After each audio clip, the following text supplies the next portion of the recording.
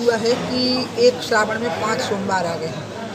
जो 5 सोमवार होते हैं वो पूर्ण होते हैं, तो इसलिए क्योंकि शिव पंचाक्षरी मंत्र है, आपको पता होगा जी, तो इसलिए ये बहुत अद्भुत महीना है सोमवार से सोमवार तक का, और ये बहुत कल्याणकारी महीना है। मैं बाबा से जब बाबा के सामने आती हूँ ना तो मैं कुछ भी भूल जाती हूँ।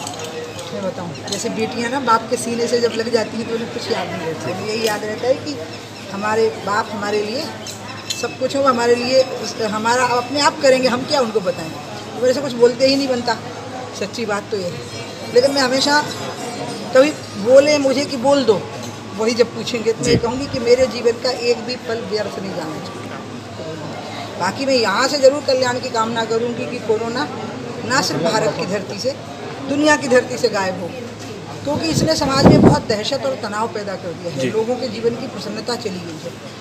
और इसी प्रकार से मैं चीन पे भी आपको पूछना है, क्योंकि ये विदेश नीति का मसला है, लेकिन फिर भी एक नागरिक होने के नाते मैं एक कह सकती हूँ कि मोदी जी ने सारी बिगड़ी हुई बातें बनाई हैं। जो भी बातें बिगड़ गई थी उनने सब बनाई हैं, तो ये भी बात बनेगी और इसमें भारत की शानदार बात बनेगी, क्योंकि यह स्टेटमेंट रक्षा मंत्री या विदेश मंत्री का हो सकता है, इसलिए मैं इसमें नहीं बोल सकता। प्रदेश के बारे में आप कहेंगे तो मैंने जो बात कह दी वो सरेआम कही, उसको डिनाई भी नहीं किया जी, कोई खंडन नहीं किया मैंने उसका, और उस बात से किसी को कोई मलाल भी नहीं है।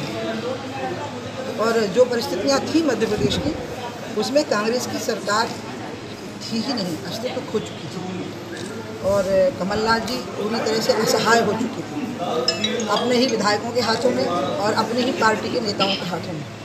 और उस असहायता के कारण ये बहुत अच्छा हुआ कि राज्य बाहर निकल आया और आज एक ऐसा व्यक्ति मुख्यमंत्री बना हुआ है जो कि पूरी तरह से इस प्रदेश की रग रग को समझता है और वाकिफ़ है, और घर घर में वो घर के सदस्य की तरह स्थापित है। वो व्यक्ति हर घर के सदस्य की तरफ एक अच्छी बात हो रही है। ज्योतिरादित्य का आना तो मैं मानती हूँ कि उनको बहुत पहले आ जाना चाहिए था, बल्कि उनको कांग्रेस में ही नहीं होना चाहिए था। जब ये बात आती है मलाईदार विभाग किसको मिला, तो आप किसी भी विभाग को मलाईदार क्यों कह रहे हैं? और जो हमारी पार्टी में आ गए हैं उनको भी मैं कहूँगी कि खबरदार जो किसी विभाग को मलाईदार समझा, क्योंकि हमें प्रधानमंत्री जी ने ये बताया है कि हम चौकीदार भी हैं। इसलिए आप आ गए, ज्योतिरादित्य के साथ आपकी नैया पार लग गई, लेकिन हमारे यहाँ पर सब सेवक होते हैं और यहाँ मलाई नहीं होती, पसीना। और इन जुमलेबाजियों का कोई जवाब नहीं हो सकता, क्योंकि अब वो कहते हैं मैंने टाइगर का शिकार किया, वो कहते हैं कि मैं टाइगर हूँ।